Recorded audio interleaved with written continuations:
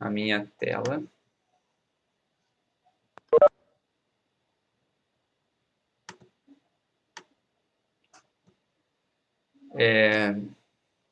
Bom, não sei se vocês estão lembrados, mas na última aula a gente estava nesse arquivo aqui. A gente fez os primeiros... Deixa eu ver. A gente fez os primeiros 4 exercícios. E aí eu pulei direto para o 13. Lembram disso aqui? A gente estava aqui e a gente fez a letra A e a letra B. Acho que não fizemos a C. Eu vou olhar agora aqui, tá? Então eu vou continuar esse exercício e vou trabalhar nos outros. E a gente vai fazendo junto, devagarinho, para tirar as dúvidas, tá legal? Tudo certo? Prontos? Então vamos. Lembram disso aqui? Era um problema em que a gente tinha um hospital onde a probabilidade de nascer trigêmeos, né, ou de ter um parto de trigêmeos no hospital, era de 0,001, ou seja, um parto a cada 1000. E também foi dito que nesse hospital, em média, né, tinha 700 partos por mês. E a gente já calculou aqui algumas coisas. A gente já calculou a probabilidade... Esse PDF não está no Moodle? Sério que ele não está? Bom, se não está no Moodle, então foi um erro meu. Ele pode... Eu acho assim, eu lembro que eu coloquei no YouTube a aula para vocês verem, mas eu achei que eu tinha colocado. Se não tá, foi algum erro que eu fiz. Tá? Vou dar uma olhada. Não, então não tá. Se 2 pessoas já falaram que não tá, então não tá. Foi mal. Assim que terminar a aula, eu vou ver o que aconteceu. Tá bom? Bom, então é o seguinte. Vi agora, só tá a aula 7. Eu atualizei a aula 7. Eu vou dar uma olhada, eu vou ver o que foi que eu fiz lá de errado. Tá bom? De qualquer forma, tem a aula, né? Na aula dá para ter uma ideia. Mas enfim, desculpem por não ter colocado, como eu tinha prometido. E hoje eu vou colocar mais alguns exercícios também, uma lista nova. Tá bom? Lá em todos os repositórios. Eu vou fazer isso depois que acabar a aula. Então vamos lá. A primeira que a gente viu aqui foi qual é a probabilidade de que em um mês ao menos um parto no hospital seja de trigêmeos. E eu disse para vocês que a primeira coisa que a gente tem que fazer é escrever quem é a variável aleatória, lembram? Eu disse para vocês que esse era o que a gente tinha que fazer primeiro. Qual é a variável aleatória e qual é a distribuição? E aí eu vou pegar aqui, esse é o arquivo, o quadro da aula passada, tá? A gente definiu uma variável aleatória aqui como sendo x é o número de partos de trigêmeos no hospital em um mês. Isso foi o que a gente fez, tá? E a gente tratou como sendo uma Poisson. Ou seja, se tem um parto a cada 1000 como taxa, né? E em média você tem 700 partos por mês, a gente viu que seria mais ou menos, né, em média aqui, 0,7 partos por mês. Porque seria a taxa, né, vezes o que seria um mês. Tá legal? Uma Poisson 0,7.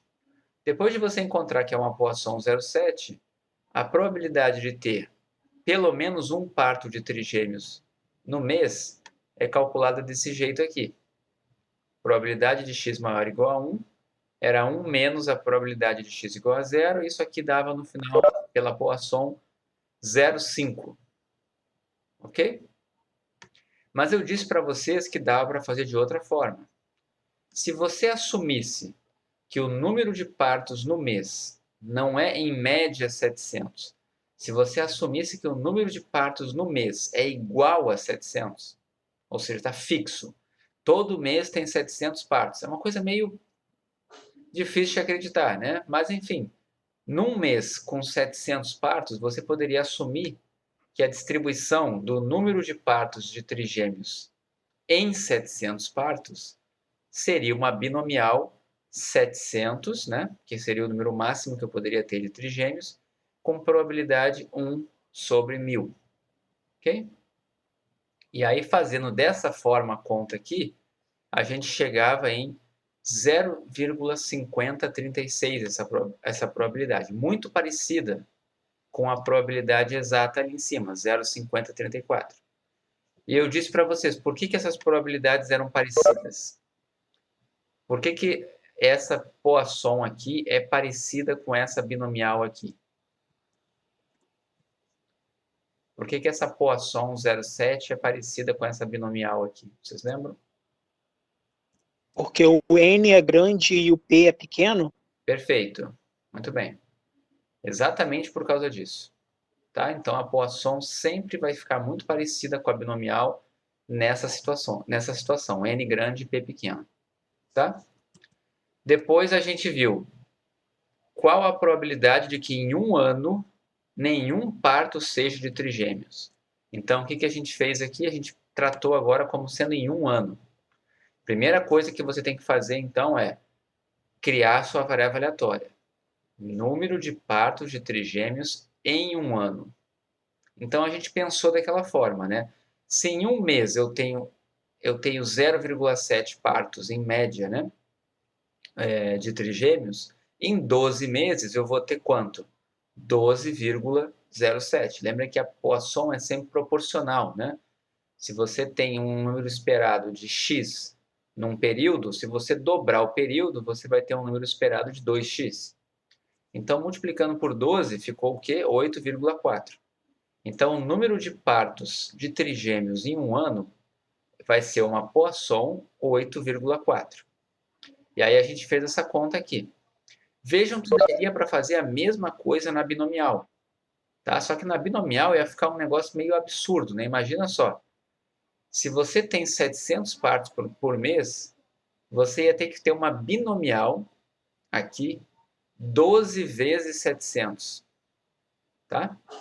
E 12 vezes 700, né? Daria aqui 8.000 e não sei quanto, né? 8.400, é isso? Terei que multiplicar isso daqui ainda por 100, né? Por 100? É. Então, ia ficar muita coisa, tá? Ia ficar uma binomial absurda. Uma binomial com um N tão grande que não teria por que você utilizar uma binomial. Com certeza, a probabilidade daria igualzinha da Poisson. Tá legal? Então, a gente fez aqui pela Poisson. E aí, a probabilidade de não ter nenhum parto nessa Poisson aqui, ó, é muito baixa. Porque se você espera 8,4 partos em um ano e não tem nenhum, a probabilidade disso acontecer é muito pequena. Então, ficou esse exponencial de menos 8,4. Ah, eu estou vendo aqui, a gente fez a letra C também. Então, vamos olhar lá o que era a letra C. Depois de observar-se um parto de trigêmeos, quando vai se observar outro em média? Tá? Essa pergunta aqui, antes da gente pensar nessa coisa de depois de observar um parto, vamos pensar na variável, né? Quando quando que a gente observa um parto de trigêmeos? Então, eu posso pensar tanto em tempo quanto em quantidade de partos, né? O que eu tenho de tempo aqui? Eu sei que acontecem, em média, um parto de trigêmeos a cada 1000, certo? Então, eu poderia pensar que cada parto é uma Bernoulli, né? É um ensaio de Bernoulli, e eu poderia contar o número de partos até a ocorrência de trigêmeos. Tá? Se você criar uma variável aleatória desse tipo aqui, ó, você vai estar fazendo ensaios de Bernoulli, cada um deles com probabilidade de sucesso 1 sobre 1000. Então, se você criar o x assim, você sabe que a esperança de x vai ser quanto aqui? 1 sobre essa probabilidade, que vai dar 1000. Então, significa que você esperaria 1000 partos, em média, até observar um parto de trigêmeos. Ok? E aí vem aquela outra parte da pergunta, né? Isso aqui, depois de observar um parto de trigêmeos, se você está assumindo que os partos são todos independentes, essa informação aqui é irrelevante para a gente, tá? Não me interessa se eu observei um parto, se eu não observei, se eu estou um tempão sem observar, nada disso afeta a probabilidade, porque ela não tem memória, a distribuição geométrica. Então, a resposta vai ser 1000. Sempre eu vou esperar 1000 em média, não interessa o que aconteceu no passado. Ok até aqui? Então, isso foi só para a gente relembrar. E vamos agora para o item D, tá? Suponha que em 2020, aqui não foi legal 2020, porque 2020 não acabou ainda, né? Eu troquei para 2020, deveria ter deixado 2019, mas tudo bem. Suponha que num ano aqui, pode ser o ano passado, 8.000 partos foram realizados no hospital, sendo 10 de trigêmeos, tá? Se você selecionar 5 mães do cadastro para fazer uma entrevista, dessas mães que tiveram parto nesse hospital, qual a probabilidade de que pelo menos uma delas seja mãe de trigêmeos? Vamos lá. Qual é a variável aleatória que a gente estaria interessado aqui no item D? A definição dela, lá, x, dois pontos, o quê? Qual é o meu x que eu estaria interessado nesse item D?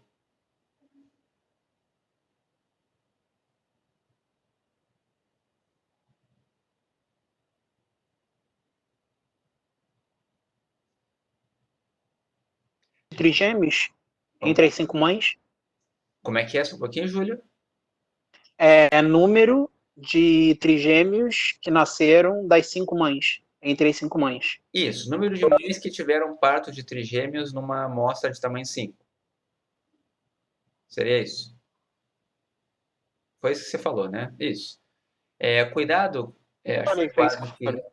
que respondeu binomial, né? Eu perguntei assim, quem é a variável? Quando eu pergunto quem é a variável, não é a distribuição, tá? Então, cuidado. Mas eu entendi teu raciocínio. De qualquer forma, vamos escrever. Depois a gente pensa na distribuição, tá? Tá legal. Então, assim, quem é a variável aleatória? A gente quer saber a probabilidade de que pelo menos uma delas seja mãe de trigêmeos. Então, eu estou pegando 5 mães aqui e eu vou pensar, será que uma, duas, três, quatro ou 5 tiveram filhos, tiveram parto de trigêmeos? Então, eu estou pensando numa variável aleatória que conta o número de mães que tiveram parto de trigêmeos, nessa amostra de tamanho 5 aqui. Então, vamos para o quadro agora. Eu vou colocar aqui o exercício 13, letra D, tá? Então, quem é o nosso X? Vai ser número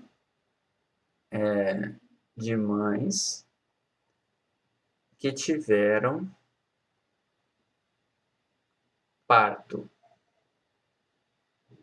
de trigêmeos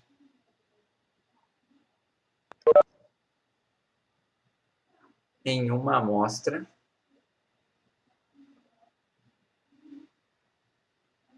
de 5 mães, tá? Nesse hospital aí.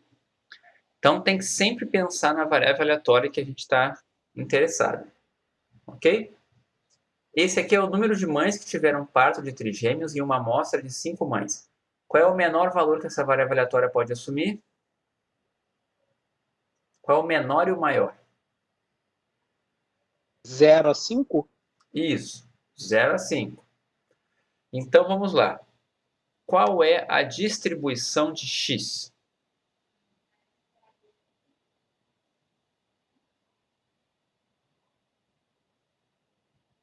Geométrica? Pois é, vieram Não, duas grande. respostas aí, né? Veio uma resposta É de uma, mas dá para geométrica. fazer por aproximação. Dá para fazer por aproximação para binomial, né? Vamos lá, vamos pensar a rigor aqui. Se você selecionou 5 mães, essa amostra aqui foi feita com reposição ou sem reposição? Você selecionou 5 mães do cadastro para fazer uma entrevista. Pelo contexto aqui, parece fazer sentido ele ter entrevistado 2 vezes a mesma mãe? Não, né? tá bem claro que foi feita uma amostra. Sempre que você pega uma amostra, você tem uma certa dependência aqui, porque se você selecionou uma mãe de primeira, quando você for selecionar a segunda, a probabilidade, né, dado que a primeira respondeu alguma coisa, a da segunda vai afetar. Porque essa minha amostra aqui, desculpa, o que seria responder alguma coisa? Dado que a primeira mãe teve parto de trigêmeos, né, a probabilidade da segunda mãe que você seleciona ter tido parto de trigêmeos vai mudar. Certo? Então, existe uma certa dependência aqui. Então, é um caso em que a gente está trabalhando na hipergeométrica. Tá bom? E não na binomial. Mas a gente vai fazer a conta também pela binomial. Tá? A gente vai fazer a conta dos 3 casos para a gente ver se fica parecido. Tá bom? Então, é o seguinte. Primeiro, né?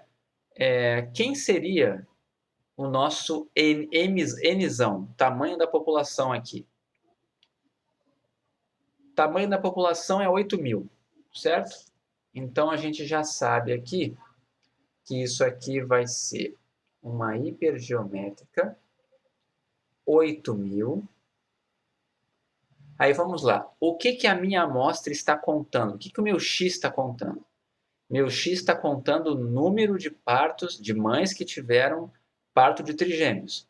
Então, o meu sucesso aqui é ter parto de trigêmeos, é o parto ter sido de trigêmeos. Quantos sucessos eu tenho na população? Quantos elementos têm a característica de interesse? 10. Então, esse é o nosso famoso Mzão, né?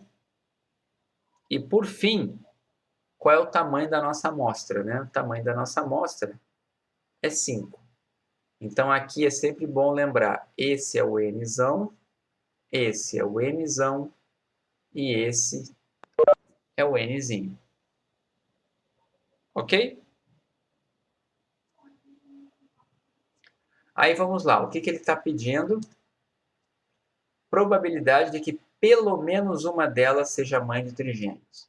Lembrem, né? Pelo menos uma, a gente sempre pode olhar isso como sendo um menos, né? Um menos alguma coisa. O que vai ser? Ele quer probabilidade de ao menos uma. Então, ele quer isso aqui, ó. Probabilidade de x maior ou igual a 1. Só que isso daqui é igual a 1 menos a probabilidade de x igual a 0, que ela é não negativa. Então, isso daqui vai ser 1 menos o f de 0. Quem é o f de 0? Vamos colocar assim para a gente relembrar, né? Para a gente relembrar que faz tempo que a gente não faz. F de 0, né? Primeiro, na hipergeométrica, de quantas maneiras eu posso coletar uma amostra de tamanho 5 mães? Se eu quisesse 5 mães, de quantas maneiras eu posso coletar essas 5 mães nesse problema? A gente tem quantas mães lá na população? Tem 8.000, né? E a gente quer uma amostra de tamanho 5. Então, isso daqui vai ser combinação de 8.000, 5 a 5, certo? Tudo bem. E aí você quer o quê? Probabilidade de x igual a 0. Se você tiver na sua amostra 0 mães que tiveram parto de trigêmeos, então você tem 0 vagas aqui para mães de trigêmeos e 5 vagas para mães que não tiveram filhos, que não tiveram trigêmeos, né? Quantos eu tenho na população quantas mães na população tiveram filhos, tiveram trigêmeos? A gente teve 10. E quantas na população não tiveram, né? Seria 8.000 menos 10. Certo? Notem que a soma desse com esse sempre dá esse daqui. E a soma desse com esse sempre dá esse daqui. Certo? Eu já vejo lá no R quanto é que dá isso, tá? Vamos deixar assim. Mas antes de eu fazer, vamos dar uma olhadinha e ver como que ficaria aqui se eu fizesse aproximadamente aqui, se eu dissesse que o x tem distribuição binomial e se eu dissesse que o x tem distribuição Poisson. Então vamos pensar. Como que eu aproximo essa hipergeométrica aqui por uma binomial? Vai ser uma binomial com que parâmetros? Como é que eu aproximo uma hipergeométrica por uma binomial? Quais seriam os parâmetros de uma binomial para aproximar essa hipergeométrica aqui? O n igual a 5 e a probabilidade é m sobre n, não? Isso, vamos lá. Primeira suposição que a gente está fazendo aqui é que esse cara aqui é grande, certo? É uma suposição que a gente está fazendo. E eu vou assumir que isso é verdade.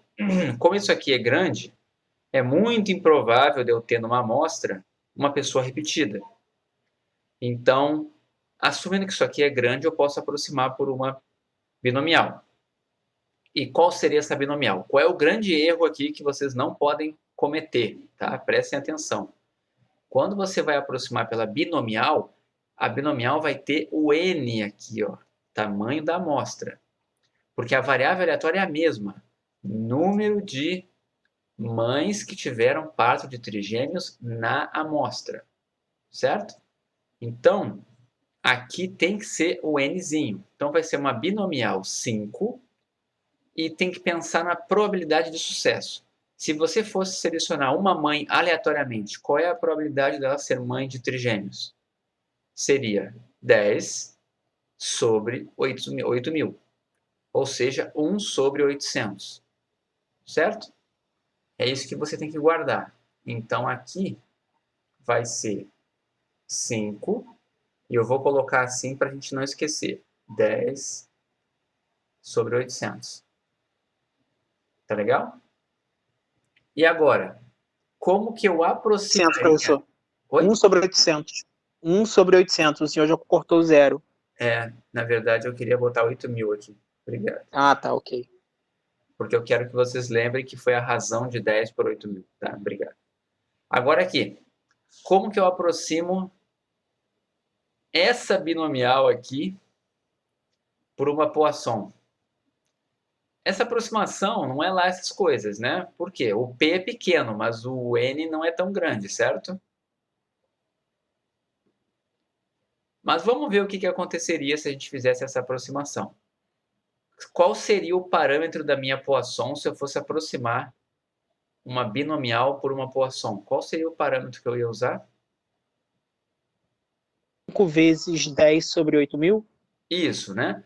Perfeito. Não, peraí, só um pouquinho. Isso, perfeito.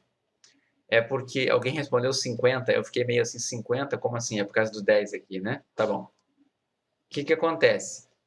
A gente tem que igualar a esperança dessa binomial com a esperança dessa Poisson aqui, né? A esperança dessa binomial é NP, que é 5 sobre 800. Então, essa Poisson aqui tem que ter a mesma esperança. Então, aqui vai ter que ser 5, né, vezes 1 sobre 800. Mas eu vou colocar o 10 aqui para a gente lembrar de onde veio. Certo? Agora vamos fazer essas contas lá no R, para a gente ver quanto que dá. A gente quer a probabilidade de x igual a zero, né? Aliás, a de x maior igual a 1, né? Então, deixa eu abrir aqui meu R. Eu já deveria ter aberto, mas paciência. Deixa eu aumentar a letra aqui. Eu vou deixar default, eu acho que minha letra é grande aqui, porque eu só uso na aula isso. Vamos lá. Eu geralmente uso o RStudio, então... Pronto. Vamos fazer primeiro o cálculo pela hipergeométrica, tá? Então, a gente quer 1 menos o f de zero. Quem é o f de zero? É o d hyper, certo? Aplicado no zero. E agora eu tenho que colocar os parâmetros aqui.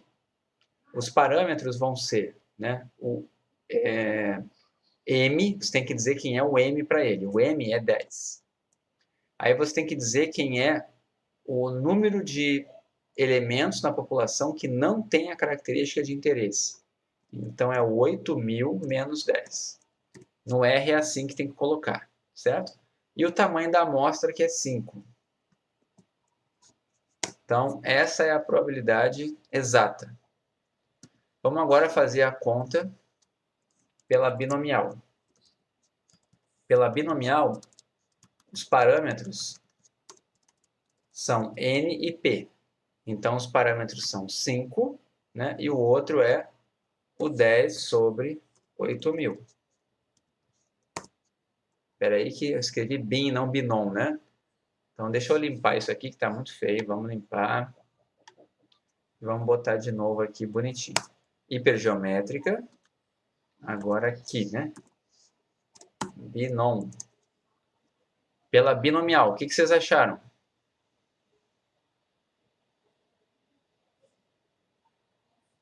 Boa, né? Ficou muito bom.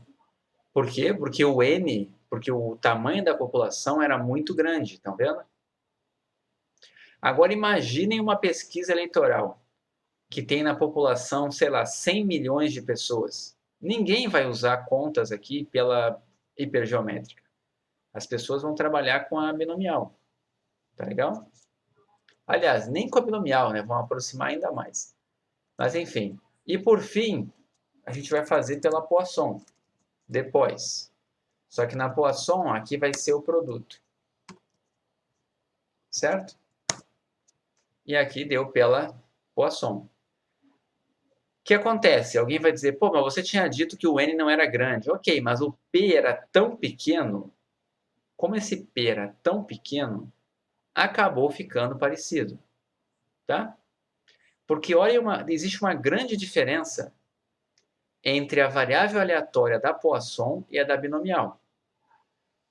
Qual é o maior valor possível de x nessa distribuição aqui, usando a binomial? Qual é o maior valor que o x pode assumir? 5. E qual é o maior valor que o x pode assumir usando a Poisson?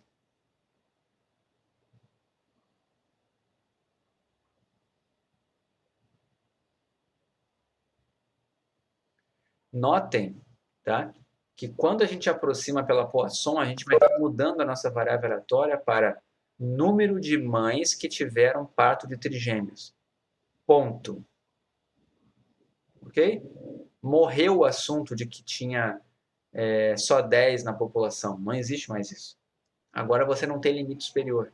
Pode ter mais infinito. Na Poisson não tem problema nenhum. Tá? Então, o que eu estou querendo dizer é isso. Se alguém escrever aqui, ó, de binom, tá? Vamos calcular a probabilidade de eu encontrar 6 mães. O que vai acontecer se eu botar isso aqui, ó? F de 6 na Poisson, na binomial. O que vai acontecer? Quanto vai dar aqui quando eu der o Enter aqui? 0. Não pode. Não é que não pode, é 0. Certo? Agora, o que vai acontecer quando eu fizer isso na Poisson? Pode ser que dê 0, mas não porque é 0, é só porque a probabilidade é praticamente 0, tá? Mas, se eu botar 6 aqui, vamos ver. Olha lá. Isso aqui é um número muito pequeno, mas não é 0, certo? Essa é uma diferença bem grande entre a Poisson e a binomial. A binomial está limitada a 5. A Poisson não. Teoricamente, poderia até mais infinito, mas a probabilidade é praticamente 0. Ok? Todo mundo entendeu?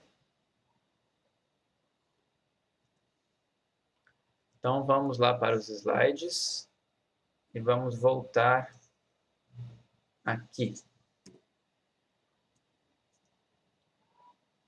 Vamos lá. Um professor pede que cada um dos seus alunos escolha um dígito de 0 a 9.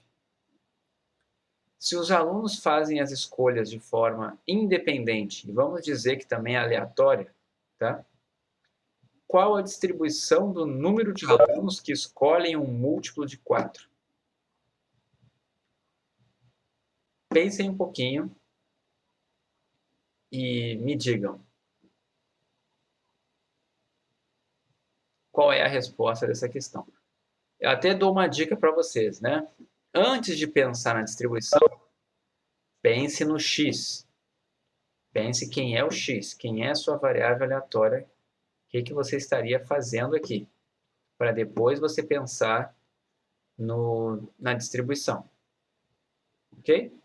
Mas quem já tiver alguma ideia de pelo menos qual é a família de distribuições, né? Do tipo, se é Bernoulli, binomial, hipergeométrica, geométrica, se você tiver a família, não precisa dizer os parâmetros.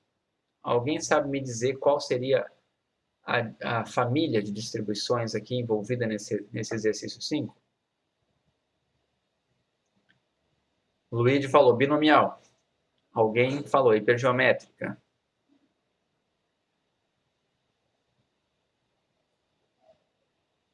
Primeira coisa aqui, né? Foi dito quantos alunos tem? Não, né? Então, assim, os alunos... Não, mas calma, vamos lá, calma. Você vai ter que assumir alguma coisa aqui, tá? Mesmo que você dissesse assim, não, só porque não está dizendo quantos alunos tem que ser Poisson. Não, você vai ter que assumir alguma coisa. Vocês concordam que existe um número de alunos nessa sala de aula? Existe um número de alunos, exatamente, né? E tem uma quantidade de alunos que eu não sei qual é, mas tem uma quantidade nessa sala de aula. Segunda coisa que é muito importante aqui. As escolhas dos alunos são independentes? Está dizendo aqui que são, né? Como as escolhas são independentes, a hipergeométrica cai por terra aqui, tá? Mas antes da gente pensar na hipergeométrica, vamos pensar no nosso x. A gente está querendo obter o que é o nosso x? Número de alunos que escolhem um múltiplo de 4, concordam? Está escrito ali. Número de alunos que escolhem um múltiplo de 4, que seria o 4 ou o 8. Certo? Todo mundo entendeu quem é o x? O x é isso, número de alunos que escolhem um múltiplo de 4. Vamos escrever isso para a gente não se perder. Então, vamos lá. Peraí, só botar aqui. Esse é o exercício 5. O nosso x vai ser número de alunos que escolhem 4 ou 8. Concordam comigo? Número de alunos que escolhem um número múltiplo de 4 são os alunos que escolhem o 4 ou o 8. Ok? Até aqui? Vou fazer isso aqui. Agora vamos lá. Qual é o menor valor que x pode assumir? 0. E o maior valor seria, teoricamente, o número de alunos que tem nessa sala, que eu não sei qual é. Tá legal? Mas vamos pensar, se você está somando o número de alunos que escolhem 4 ou 8, na prática, tem ensaio de Bernoulli aqui?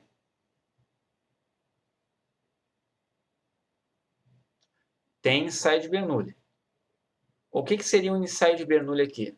É quando você seleciona um aluno e pede para ele escolher um número. O que seria o sucesso?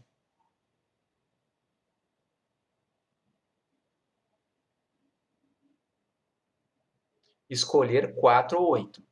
Qual é a probabilidade de sucesso? 2 nonos? São 9? 2 décimos, 2 décimos, 2 décimos. Isso, cuidado, né? Está indo de 0 a 9. Eu tenho 10 opções. E aí são alunos que escolheram duas opções, ou 2, desculpa, ou 4 ou 8. Então, na verdade, eu tenho 2 décimos, né? 0,2 é a probabilidade de sucesso. Aí vem a grande pergunta. Esses ensaios de Bernoulli são independentes? São. Então, você está contando o número de sucessos em N. 0 é múltiplo de 4? Não, né? Não, acho que não. É só o 4 e o 8, né?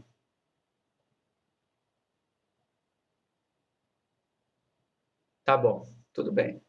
Eu estou assumindo aqui que o múltiplo de 4 é o 4 e o 8, tá legal? Nesse problema aqui, no livro da onde ele veio, é 4 e 8, tá? Não vou Não, discutir. professor, o múltiplo é 4 e 8 mesmo. É 4 e 8, né? É 4 e 8, não é 0 não. Tá. Mas um número ser múltiplo de outro é o quê? O que significa?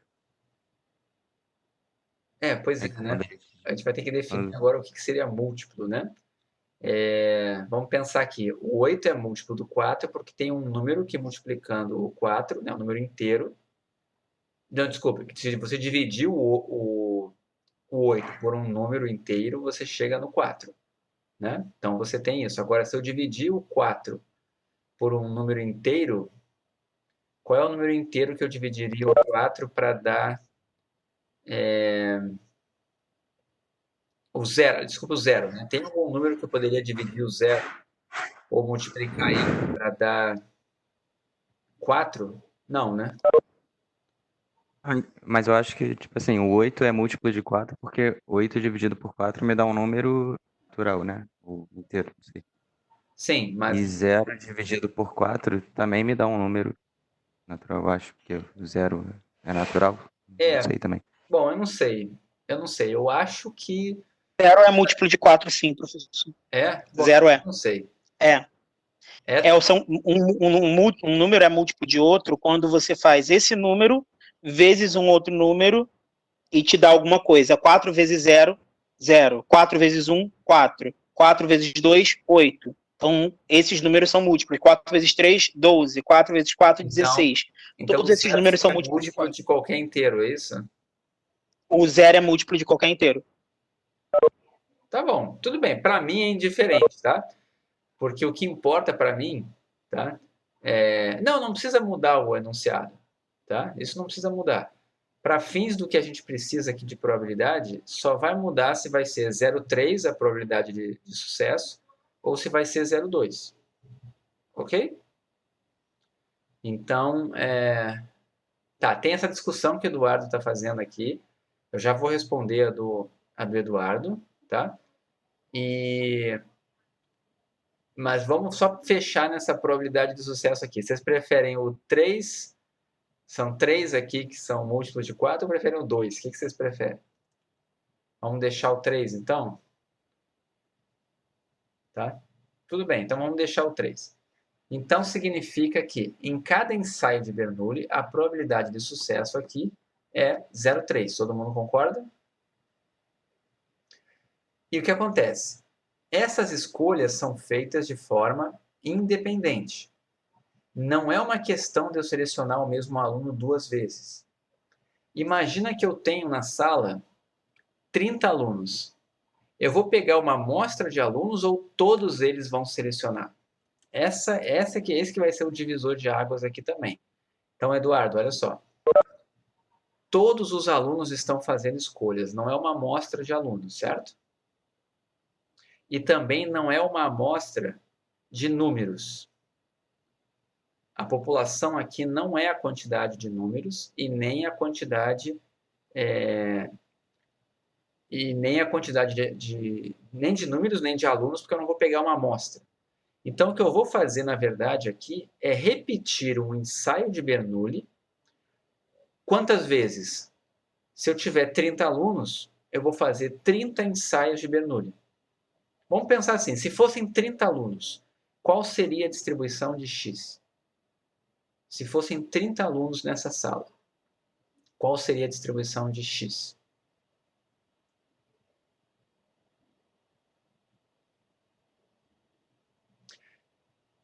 Não, não pode ser hipergeométrica, tá?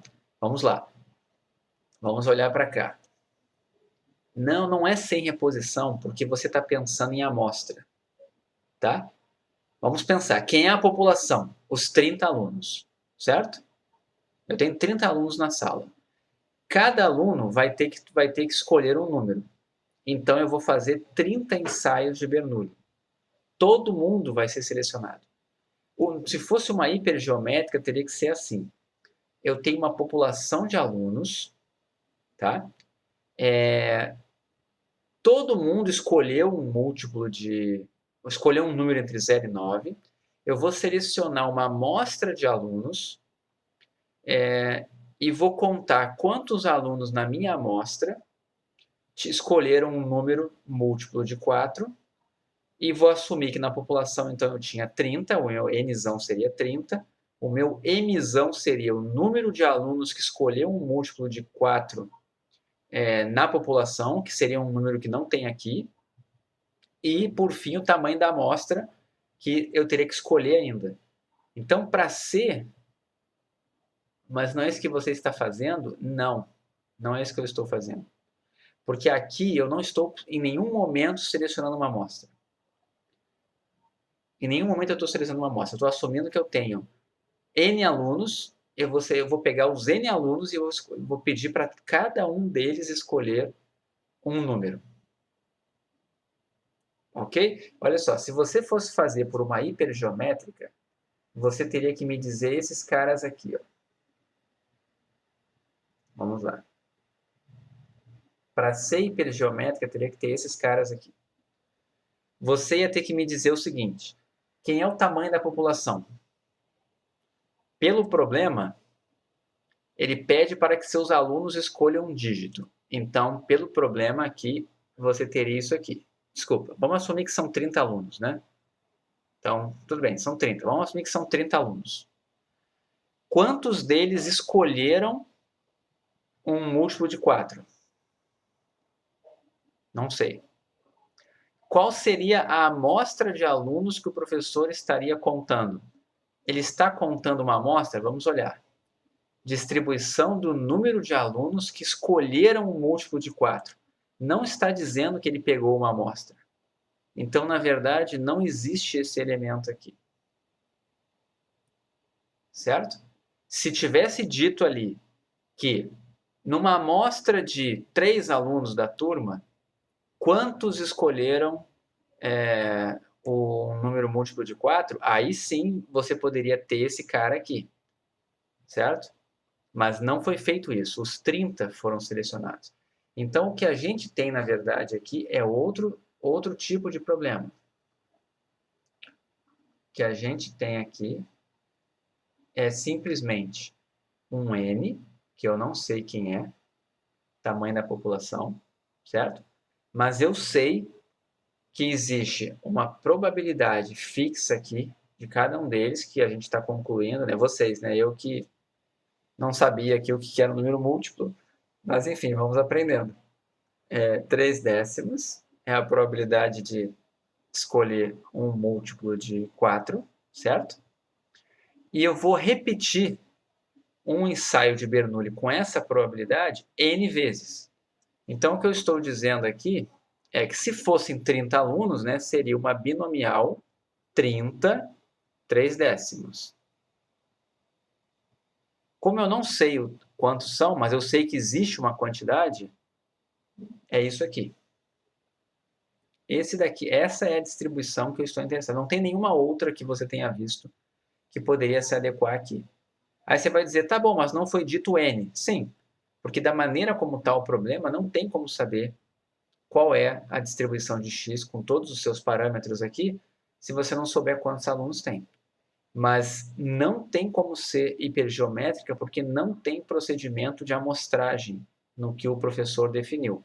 Ele está fazendo com todos os alunos. Então, cada aluno é um ensaio de Bernoulli e todos eles vão ser realizados, os N ensaios de Bernoulli. Todo mundo entendeu aqui? Essa discussão de se é hipergeométrica é importante, tá? Tem que estar bem claro. Então, para ser hipergeométrica, você já tem que procurar essas 3 coisas.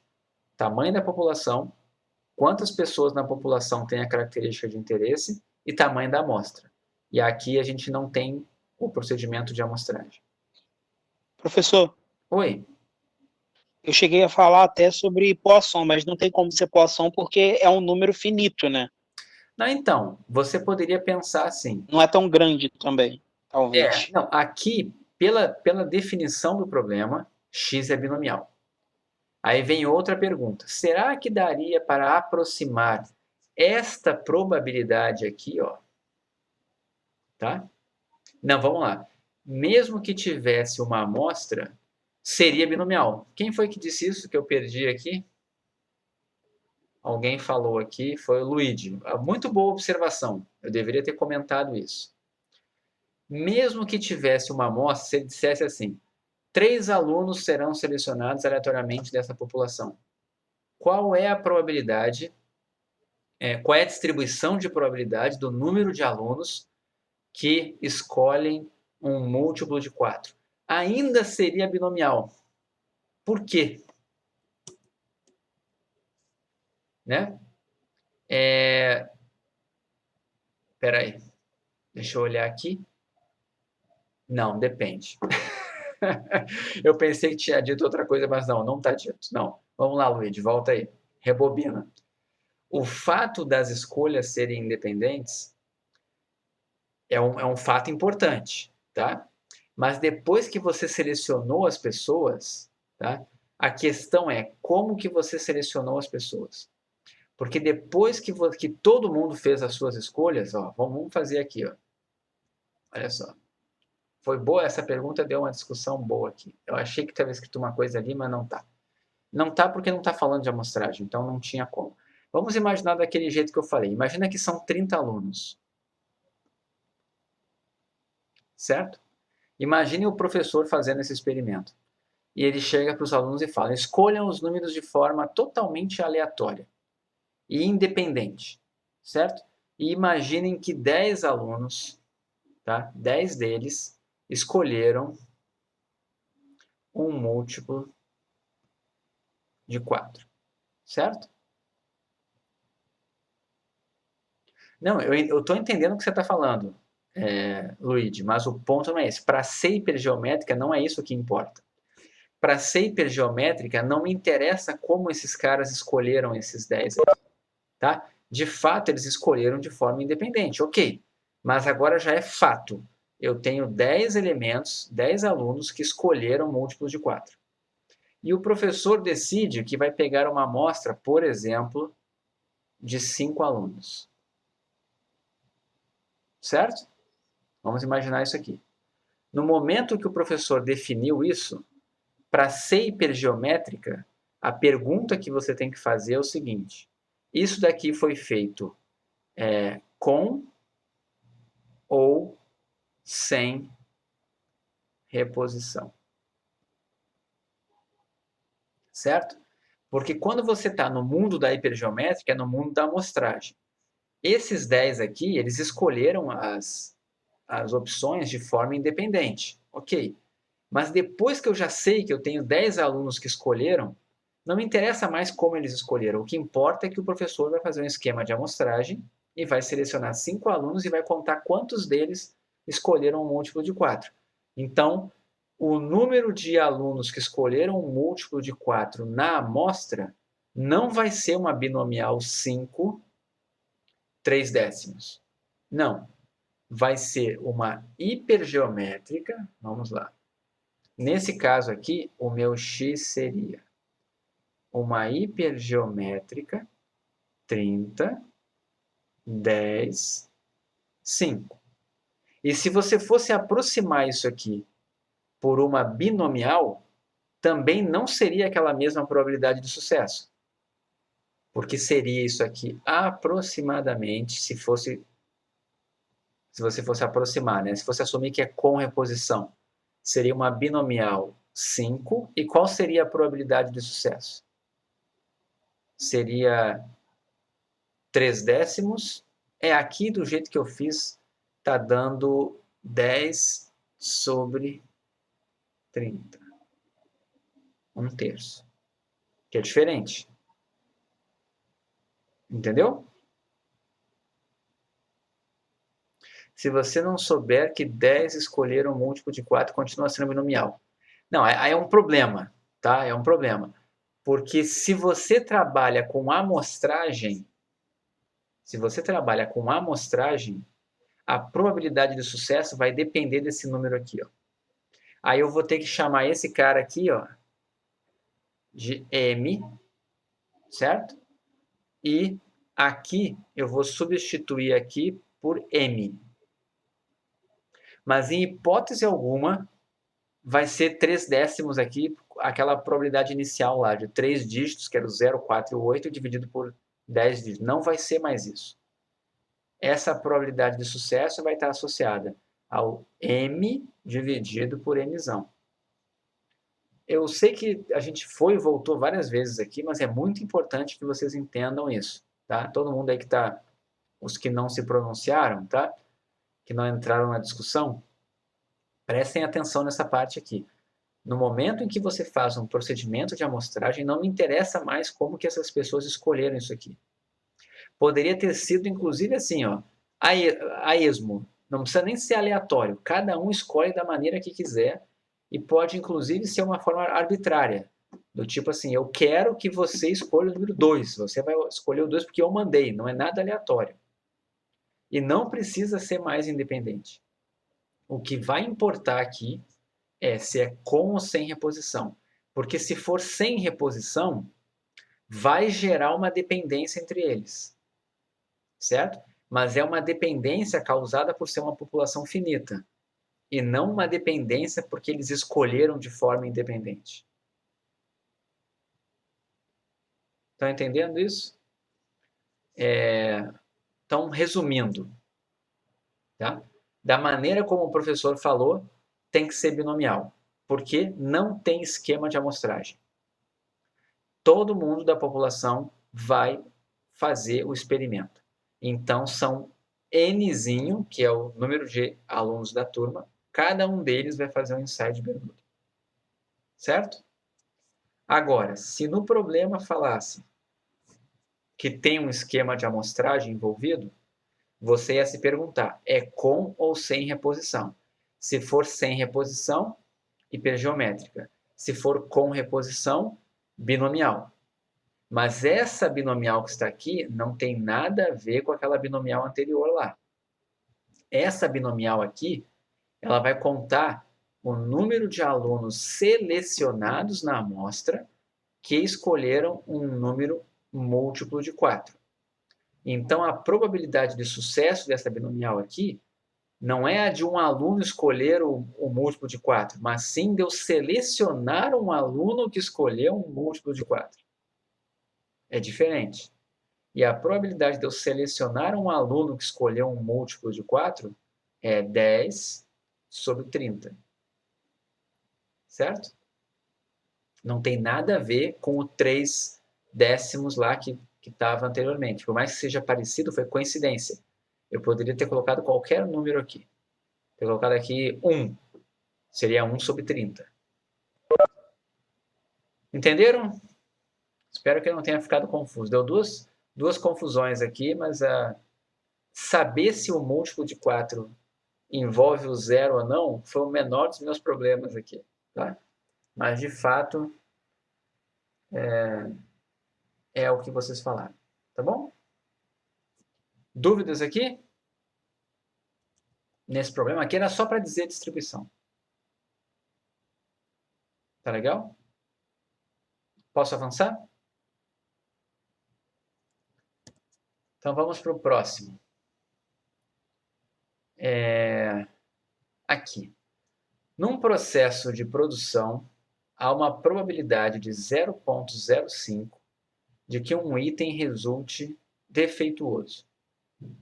Se cada item é produzido em 30 segundos, qual é o tempo médio de espera até que surja o primeiro item defeituoso? E para o terceiro? Aqui, de novo, um outro problema interessante que envolve tempo e envolve também unidades produzidas. Tá? O tempo aqui é uma coisa um pouco indireta. Notem ali, num processo de produção, há uma probabilidade 0,05 de que um item resulte defeituoso. Vocês percebem que o tempo aqui nada mais é do que 30 vezes o número de peças produzidas? Por exemplo, quanto tempo leva para eu produzir 30 peças?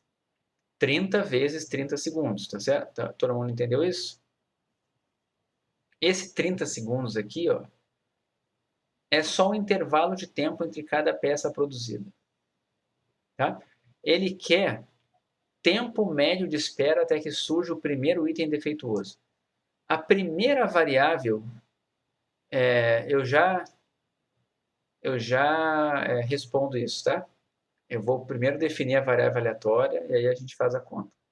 Vamos pensar aqui. Quem é a nossa variável aleatória de interesse aqui? Tempo médio de espera até que surja o primeiro item. Antes disso até, desculpe, antes disso. Essa variável aleatória tempo que está aqui é discreta ou contínua?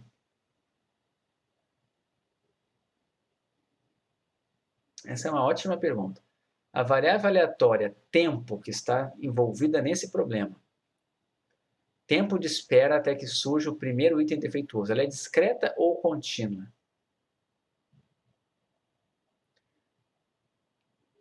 Tiago, não é por isso, tá? Não é por isso.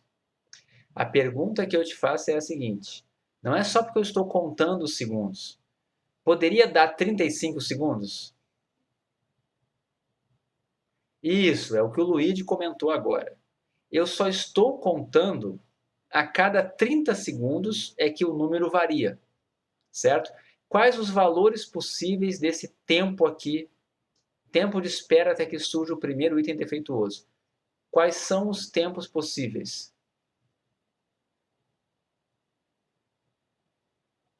Pode dar 15? Tempo médio, tempo de espera até que surja o primeiro defeituoso. Pode dar 15? Não. Pode dar 35? Não. Só pode dar 30, 60, 90, 120. Todo mundo concorda? E vocês também percebem que se o tempo foi 30, o que significa na prática? Se levou 30 segundos, o que aconteceu? Levou 30 segundos para o primeiro item defeituoso aparecer.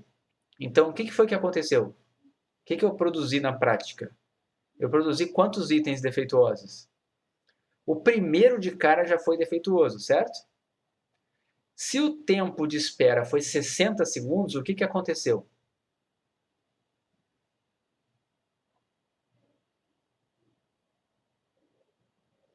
O primeiro foi bom e o segundo foi defeituoso. Então, o que eu estou querendo dizer aqui para vocês é que nesse exemplo 6 aqui, nesse exercício 6, eu posso pensar em duas variáveis aleatórias. Eu posso pensar numa variável aleatória que é o número de itens produzidos até sair o primeiro defeituoso. Ok? O primeiro defeituoso ali, não é o primeiro defeito, tá? É o primeiro defeituoso. Bom, e isso aqui não é o tempo que eu estou interessado. Quem seria a variável que eu vou chamar aqui de t? Tempo até que ocorra o primeiro item defeituoso produzido. Como é que eu relaciono t com x?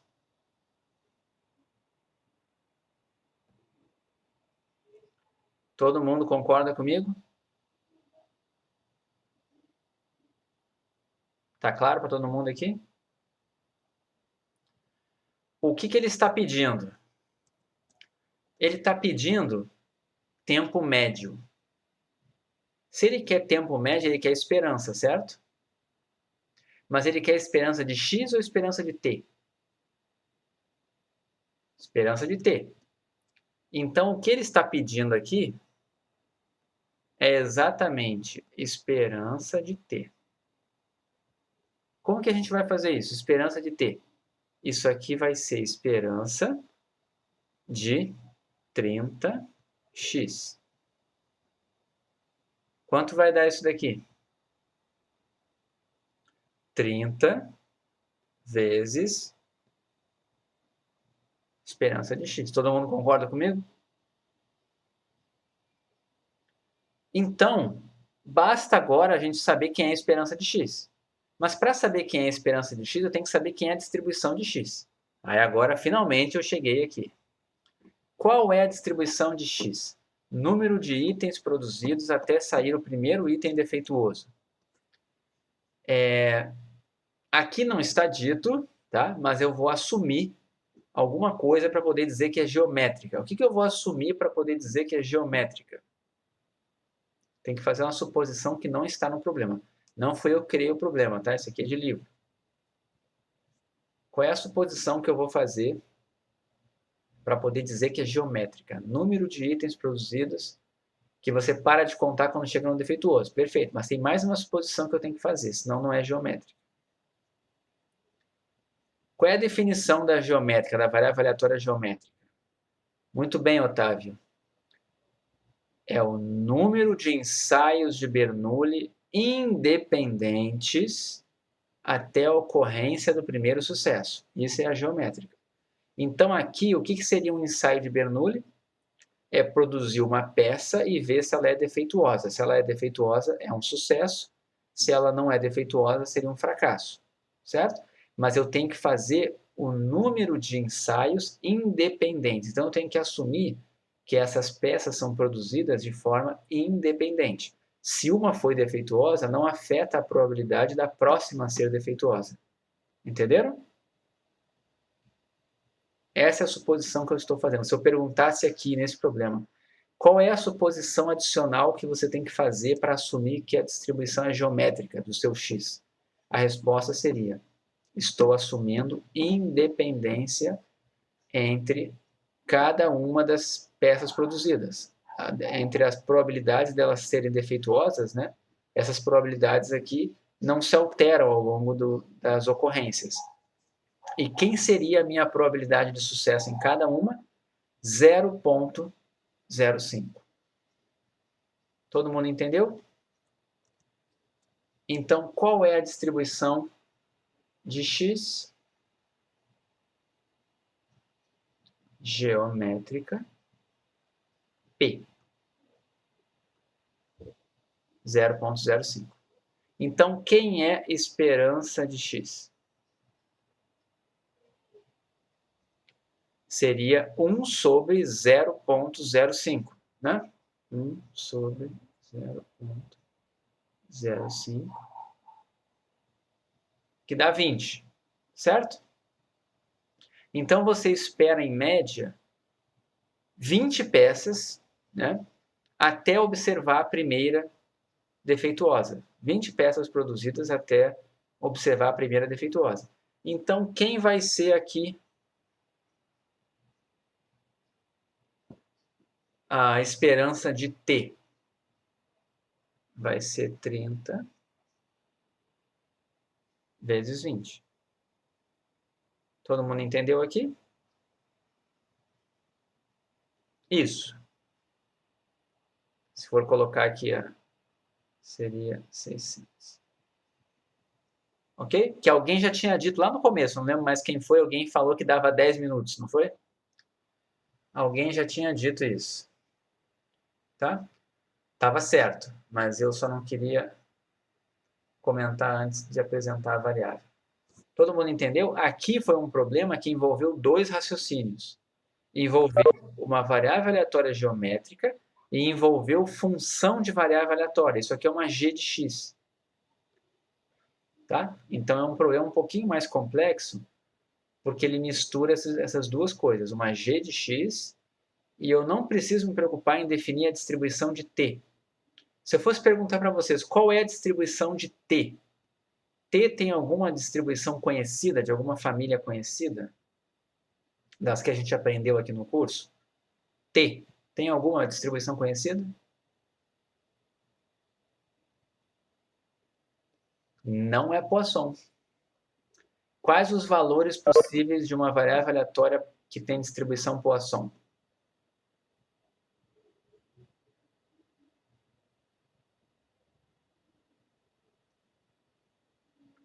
Não é Poisson, não é geométrica, não é nada.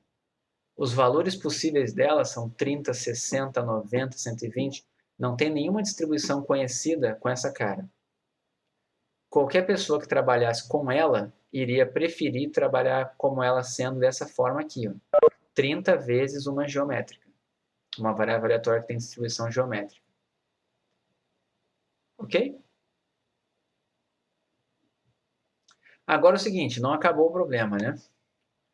Porque tem mais uma pergunta lá. É que t é múltiplo de x, né? É, exatamente. O x é geométrica.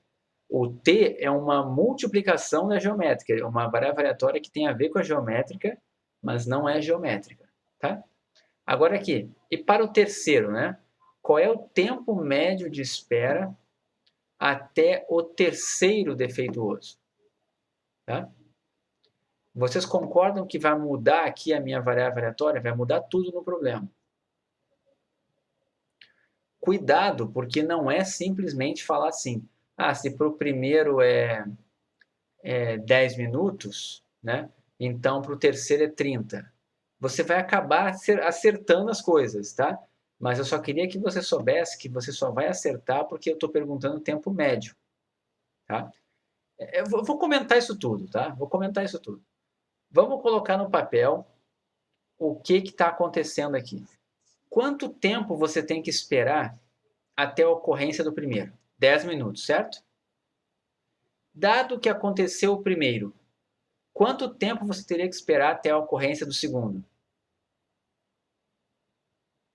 Do próximo? Eu digo para você assim, acabou de acontecer um defeituoso. Quantos itens você espera que ainda sejam produzidos até que tenha um novo defeituoso, em média? Você vai me dizer, mais 20. Que a esperança era 20, certo? Aí eu falo, tá bom, acabou de acontecer agora, já tem 2 que aconteceram. Quanto tempo você espera até que aconteça o próximo? Você vai me dizer 20, certo? Que são 10 minutos, certo? Você sempre vai me responder a mesma coisa, porque a geométrica não tem memória. Tá? Então tá certo o raciocínio de pensar que isso daqui tem que dar 3 vezes a resposta do anterior. Ok? Todo mundo entendeu isso? Pela falta de memória. Mas vamos escrever isso de uma outra forma. Tá? Qual é a variável? Imagina que o problema todo aqui fosse qual é a distribuição do tempo de espera até que ocorra o terceiro defeituoso. Eu quero perguntar isso para vocês. Mais interessante do que responder o que está ali. T igual a 90 vezes x, x sendo geométrica? Não. Não seria isso. Tá? Porque vamos lá. Tempo até a ocorrência do primeiro sucesso tem distribuição geométrica. Tempo até a ocorrência, tempo não, né? Número de ocorrências até acontecer o primeiro sucesso tem distribuição geométrica. Agora, número de ocorrências até observar-se o terceiro sucesso tem qual distribuição? Binomial negativa. Ok? Então, o que eu estou dizendo aqui é que se o x fosse número de peças produzidas até sair a terceira defeituosa, essa variável aqui tem qual distribuição? Binomial negativa, também conhecida como Pascal, e ela tem 2 parâmetros. Quais são os 2 parâmetros aqui?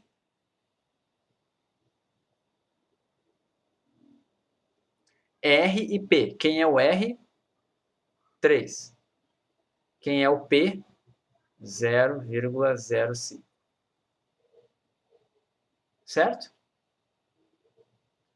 Uma pergunta. Quem é esperança de X? Não sei se vocês vão lembrar, mas era R sobre P. Então, isso aqui dá 3 sobre 0,05. Ok? Agora, vamos lá. O tempo até a ocorrência do terceiro continua sendo 30 vezes x. Tá claro para todo mundo aqui? O tempo até acontecer a terceira peça defeituosa é isso, é 30 vezes o número de peças defeituosas, número de peças produzidas até sair a terceira defeituosa. Então aqui, se você for fazer esperança de t, vai dar 30 vezes a esperança de x, é isso? 30 vezes 60.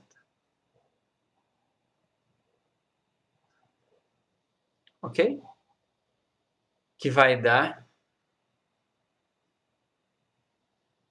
1.800, certo?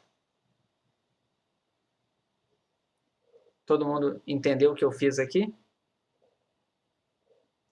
Então, qual é o cuidado nesse problema?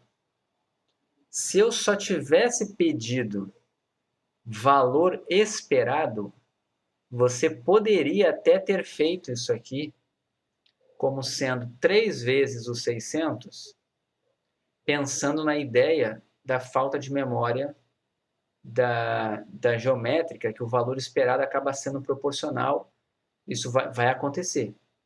Mas se eu pedisse qualquer probabilidade, vocês têm que saber que não é simplesmente assim, uma binomial negativa não é R vezes uma binomial, uma geométrica, desculpa. Uma binomial negativa não é R vezes uma geométrica. Não é essa a definição dela. Tá? Na verdade, ela é a soma de distribuições geométricas. Tá? E isso vocês vão aprender em probabilidade 2. Então, o cuidado aqui pois é, na verdade tem que fazer a conta para ver, vai depender muito dos parâmetros, tá? Vai depender do P também, mas enfim, o importante aqui é saber que o X está mudando no segundo item, tá? Por mais que a média seja dessa forma proporcional, acaba dando 3 vezes ao anterior, quando você está pensando na terceira produzida com defeito, a terceira defeituosa, mudou a distribuição de geométrica para binomial negativa. Todo mundo entendeu aqui o que foi feito nesse exercício? Professor, eu só não entendi essa variável t, 30 vezes x. Tá, vamos lá. Pensa assim. O tempo sempre vai ser 30 vezes, vai ser sempre 30 segundos para cada peça que você produz, certo? Sempre é isso. Então, se você sabe quantas peças foram produzidas, se você precisou produzir 50 peças, o tempo sempre vai ser 30 vezes 50. Se você precisou produzir 100 peças, 30 vezes 100. Aqui ele está dizendo o seguinte, tempo médio de espera até o primeiro defeituoso. Se você espera, em média, 20 peças até observar a primeira defeituosa, você vai esperar, em média, 30 vezes 20 segundos até observar a primeira defeituosa. Se você espera 60 peças até observar a terceira defeituosa, em média, então, em média, você vai esperar 30 segundos vezes 60, 30 vezes 60 segundos até observar a terceira defeituosa. Tá entendendo? O tempo sempre vai ser 30 vezes o número de peças produzidas. O tempo não muda. O tempo aqui é sempre 30 vezes. Ele não faz nada no problema.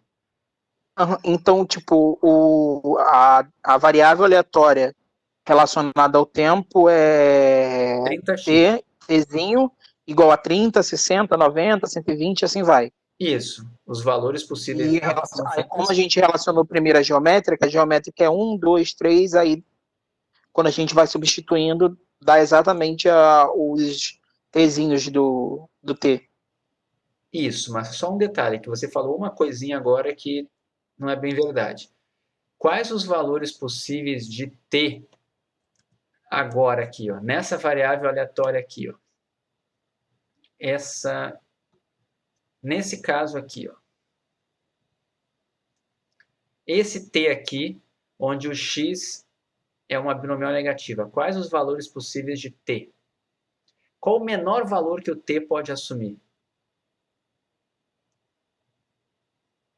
Na binomial negativa. R, né? Não, calma. 3, 3, 3. Não. Eu não estou perguntando do x. Eu estou perguntando Do t. qual o menor valor que o t pode assumir nesse contexto que está aqui. 90. Não é 30, Eduardo, é 90. 90. É 90 porque esse x aqui só assume 3, 4, 5 em diante. Certo? Então, esse t aqui é de 90 em diante. O anterior era de 30 em diante. Era 30, 60, 90. Esse aqui começa em 90 já. Todo mundo entendeu? Nem eu tinha me ligado que ia dar tanta discussão nesse problema. Achei que ele seria rapidinho, mas que bom. Importante é a gente aprender, tá?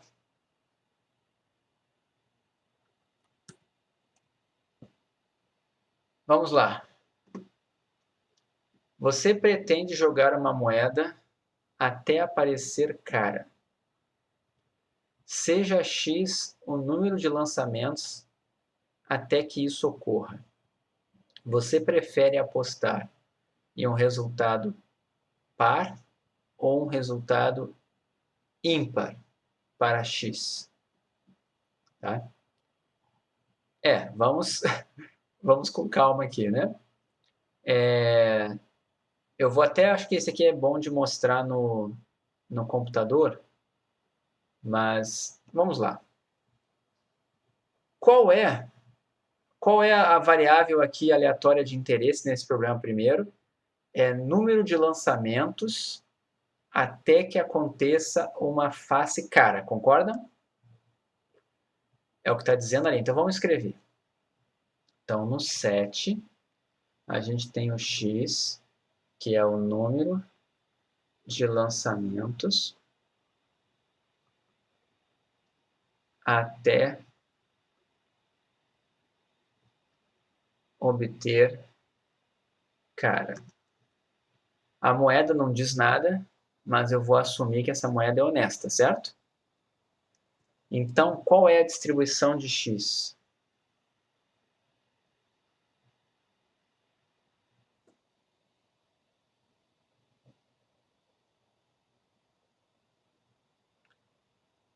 Qual é a Geométrica. É uma geométrica, né?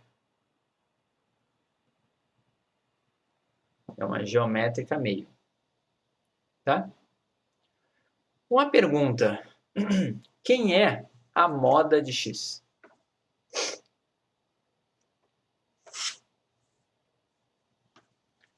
Quem é a moda de x?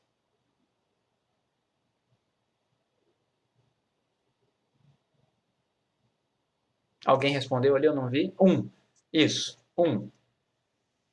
Todo mundo entendeu que é 1? Agora vamos pensar aqui. O valor mais provável é 1. Isso já vai fazer uma diferença bem grande, tá? Pensando assim, o que vocês acham? O que vocês prefeririam apostar? Você vai fazer esse experimento aqui. E aí você vai observar um x, certo? O x pode ser 1, 2, 3, 4, 5 e assim por diante. Você acha mais provável o x dar um número par ou o x dar um número ímpar?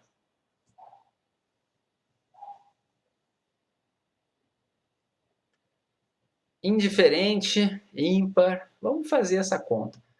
Vocês concordam que a probabilidade do x ser par mais a probabilidade do x ser ímpar tem que dar 1?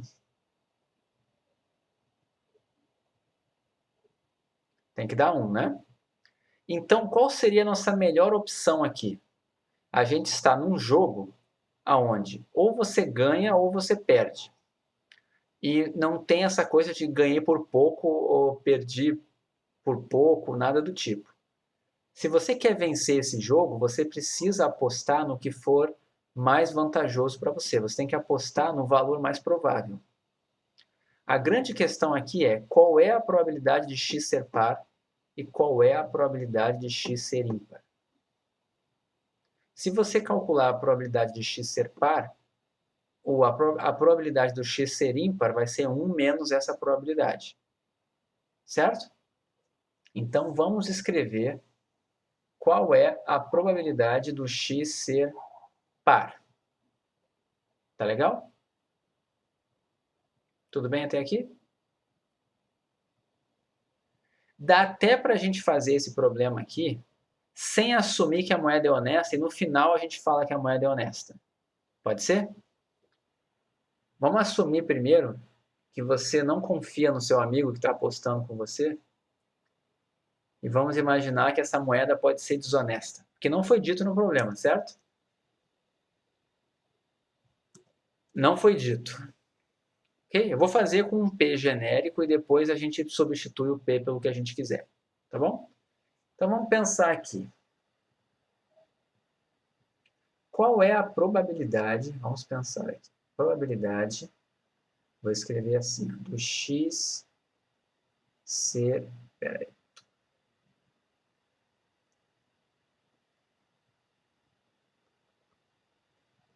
do x ser par, tá? Não, eu não estou botando números ainda, tá? Eu tirei o meio da história, botei agora P. Não, vamos lá, calma, calma, Luigi, vamos fazer a conta, tá? Vamos fazer a conta. Probabilidade do x ser par, tá bom? Você vai fazer como sendo o f de 2 mais o f de 4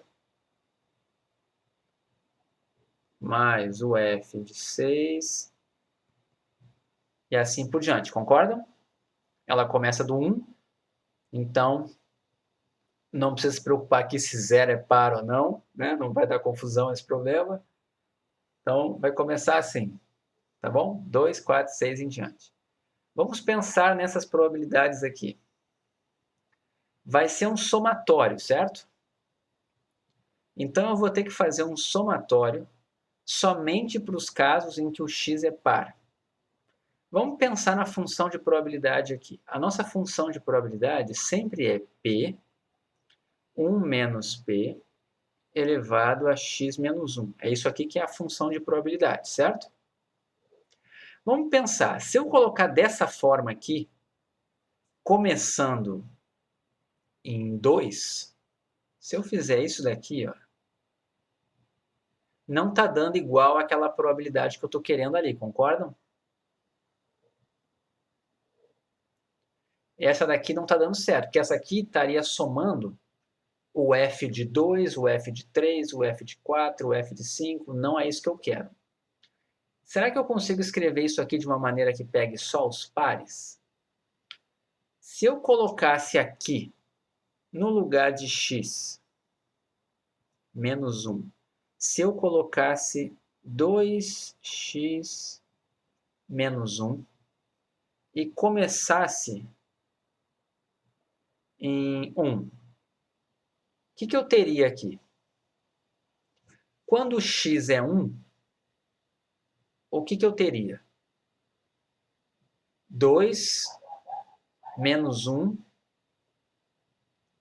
que dá 1. Né? Eu teria exatamente o f de 2, vocês concordam? Eu teria o f de 2. Se eu colocasse x igual a 2 aqui, eu teria 4 menos 1, que dá 3. Seria exatamente o f de 4. Se eu colocasse x igual a 3, eu teria o f de 6. Vocês concordam comigo que dessa maneira aqui eu estou pegando só os pares? Tá? Então é exatamente essa conta aqui que a gente tem que fazer. Essa conta aqui, se você não acredita, substitui e você vai ver que vai dar exatamente igual ao f de 2 mais f de 4 mais f de 6. Esse é um grande macete quando você vai trabalhar com os pares, é multiplicar o x por 2, né? E depois só presta atenção para não errar aqui a variação, tá? Mas é isso que ele quer. Então, vamos fazer essa conta aqui. Primeiro, vamos tirar desse desse somatório aqui tudo que não me interessa, né? Então, eu vou tirar aqui um P, eu vou tirar um P dele e vou tirar também um menos P, certo? Eu estou tirando esse menos 1 aqui e estou tirando esse P aqui. Então, vai ficar somatório de x igual a 1 até mais infinito de 1 menos P elevado a 2x. Ok? Até aqui tudo bem? Então, vou repetir esse P e 1 menos P. E agora aqui eu vou fazer somatório para x igual a 1 até mais infinito de 1 menos P ao quadrado elevado a x. Posso fazer isso?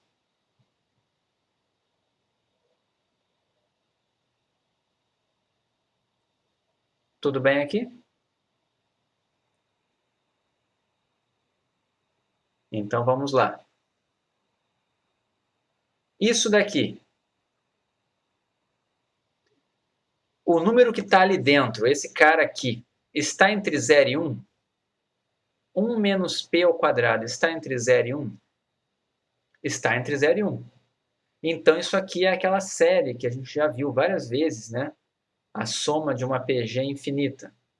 Quanto que vai dar esse somatório aqui? Ele vai ter que dar exatamente o primeiro termo desse somatório, vai ter que dar o 1 menos P ao quadrado elevado a 1 sobre 1 menos a razão, que é 1 menos o P ao quadrado. Todo mundo entendeu? Que a gente já fazia antigamente, só que não tinha esse quadrado aqui na história. Certo? Todo mundo entendeu? Tudo bem? E aí isso daqui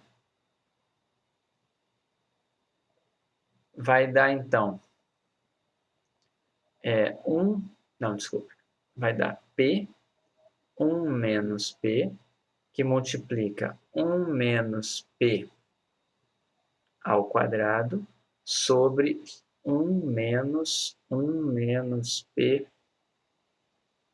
ao quadrado. Certo? Esse carinha aqui vai cortar com esse aqui de cima. Tá?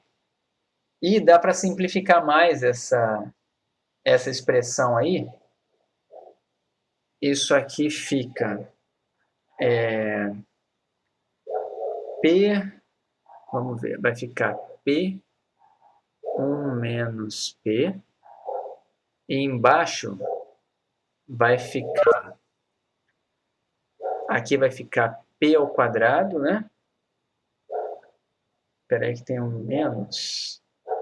1 menos P ao quadrado vai ficar menos P ao quadrado, vai ter um menos 2P, mas como tem um menos, isso aqui fica 2P menos P ao quadrado, certo? Porque o 1 aqui vai cortar, né? O 1 vai cortar e vai ficar só o 2P mais P ao quadrado. Como tem o sinal de menos, fica isso daqui. Ok?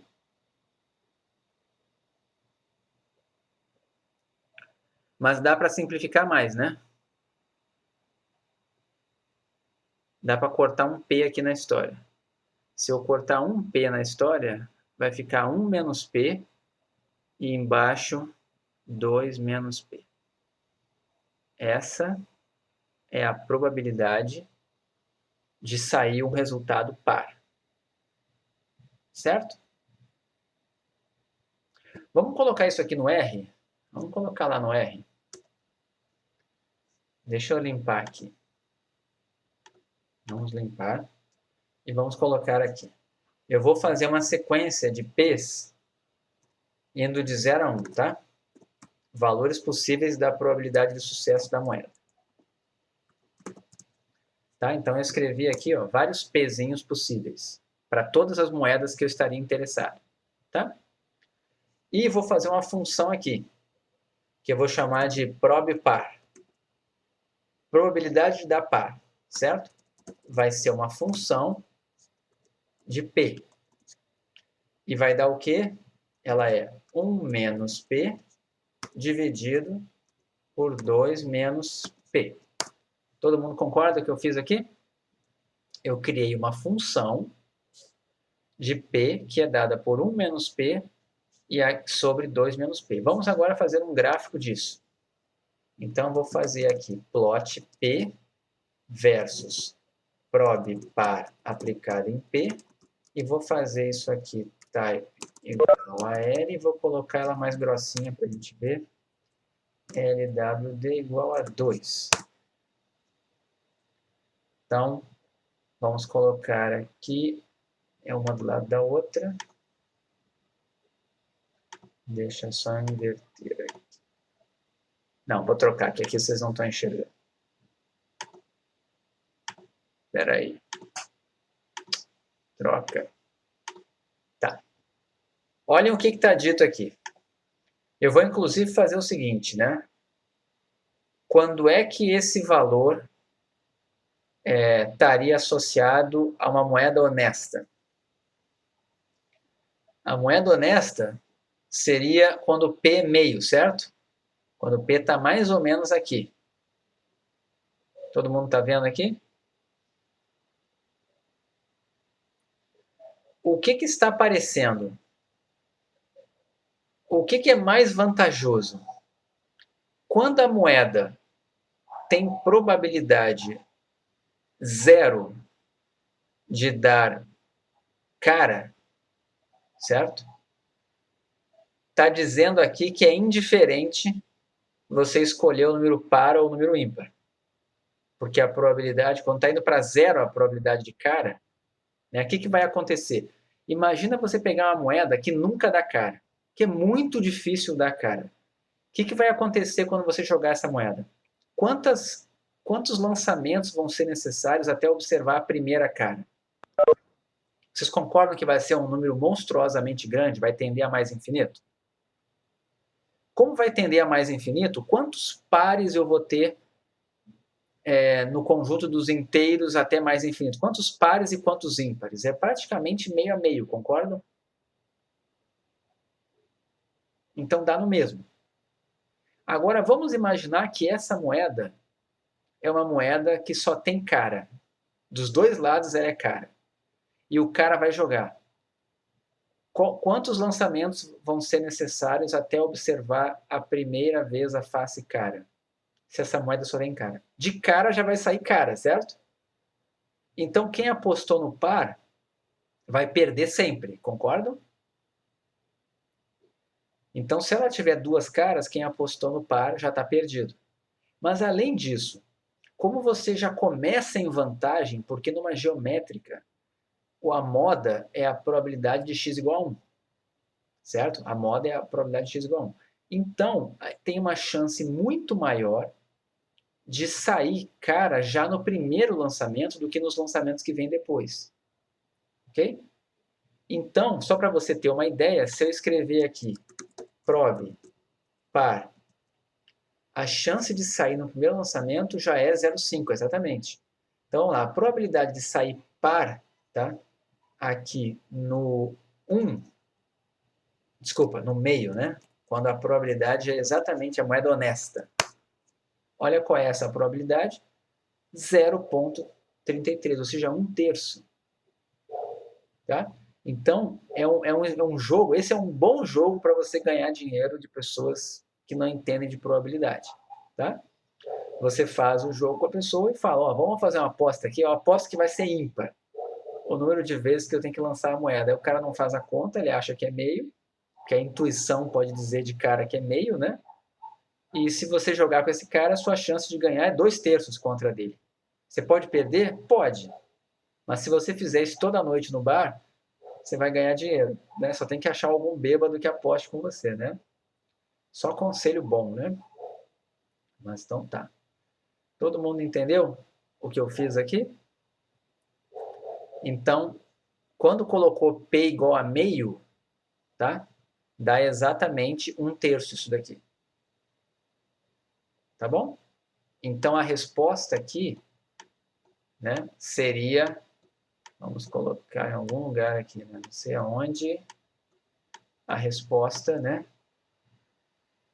seria aposte no ímpar. Ok? E percebam que não tem nenhum cenário que é melhor apostar no par. Estão vendo? Nenhum cenário. Porque a probabilidade do par nunca passa de meio. Estão vendo? Então não tem hipótese. É sempre melhor apostar no ímpar. Tá? Mas, de novo, para que serve esse exercício? Para ganhar dinheiro? Não. Serve só para você aprender um macete que vai ser útil futuramente, não só na disciplina, como na vida, na graduação, sei lá. Quando alguém pedir para calcular alguma coisa que envolve os pares, pensa nesse macete aqui de multiplicar o x por 2, tá? Isso daqui geralmente resolve, tá? É mais, eu diria que de tudo que está aqui, o maior aprendizado é isso aqui. Tá bom? Dúvidas até aqui? Vamos olhar se tem mais algum exercício aqui que vocês queiram olhar, porque agora só dá para fazer mais um, né? Tem esse aqui dos lápis. Deixa eu ver, esse aqui de prova. Esse daqui tem cara de ser Poisson. Deixa eu ver. Deixa eu olhar aqui as contas para ver qual que pode ser mais interessante. Hipergeométrica a gente já fez bastante, né? Tem um de Poisson, outro de Poisson. Deixa eu ver. O que vocês preferem? Fazer outro de Poisson ou fazer outro de hipergeométrica? Se fizer um de hipergeométrica, dá até para fazer a aproximação Poisson, mas não vai ter aquele raciocínio de taxa e tal. O que vocês preferem? Hipergeométrica ou Poisson? Não, eu sei fazer os dois, entendeu? Eu queria que vocês fizessem. Aliás, eu quero que vocês tentem fazer todos os exercícios, tá bom? Poisson? Então eu vou fazer o do carro, tá? Deixa eu ver aqui, o do fluxo de carros. Tem um aqui, esse aqui mesmo. Exercício 10, tá? Então vamos lá. É só porque tem um outro de Poisson aqui, esse aqui, por exemplo, é Poisson, mas é mais simplesinho, tá? Então, vamos fazer esse 10 aqui. A intensidade média do fluxo de carros em um determinado local de uma rodovia é de 30 carros por minuto. O que representa esse 30 carros por minuto aqui naquelas coisas que a gente já tinha estudado? Ele vai ser o que para nosso interesse aqui, né? O que é 30 carros por minuto? É a nossa taxa. Todo mundo está vendo? Você tem ocorrências por unidade de tempo. Então, 30 carros por minuto. Da maneira como está dito aqui, não dá para você achar que tem alguma diferença nessas ocorrências do tipo assim, estar acontecendo de uma maneira concentrada em algum lugar, ou aquelas suposições associadas lá ao processo de Poisson. A gente vai assumir que essa é a média e acabou. 30 carros por minuto. Calcule a probabilidade de que 2 ou mais carros sejam registrados em um medidor num período de 2 segundos. Quem é a variável aleatória? Não é o evento. Quem é a variável aleatória de interesse aqui? Por essa frase aqui, dá para a gente pensar. Quem é a nossa variável aleatória de interesse? Ela vai medir o quê? Quem é a nossa variável aleatória?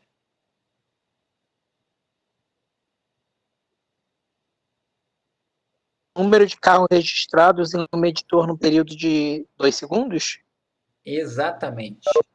Tá? Quando a gente está numa Poisson, né, que é o que vai acabar sendo aqui, você sempre vai medir uma contagem de eventos num período pré-especificado de tempo ou numa região ou num espaço, certo? Aqui a gente está falando de tempo. Então, a nossa variável aleatória de interesse nesse problema aqui, no exercício 10, deixa eu só tirar esse troço aqui da minha frente, que sempre me atrapalha. Sumiu. Então, vamos lá. Esse aqui é o exercício 10. O nosso x vai ser número de carros. Eu vou dizer aqui que são registrados, é no medidor, tá? De carros registrados em 2 segundos. Certo? Lembrem que a partir da taxa você define qualquer poisson. Qual é a nossa taxa de ocorrência aqui de carros? A nossa taxa é de 30 carros para cada minuto, né? 30 carros por minuto. Isso é a mesma coisa que quantos carros por segundo?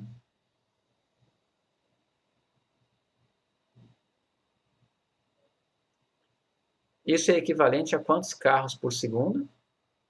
Isso aqui é a mesma coisa que meio por segundo, concorda? Meio carro por segundo.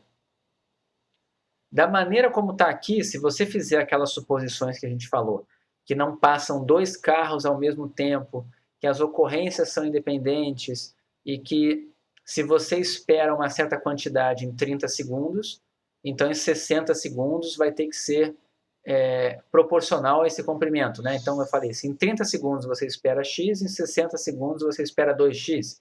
Se você assumir que as coisas são proporcionais, você vai poder assumir que o x tem distribuição Poisson. Então, qual vai ser a distribuição do x? Poisson o quê?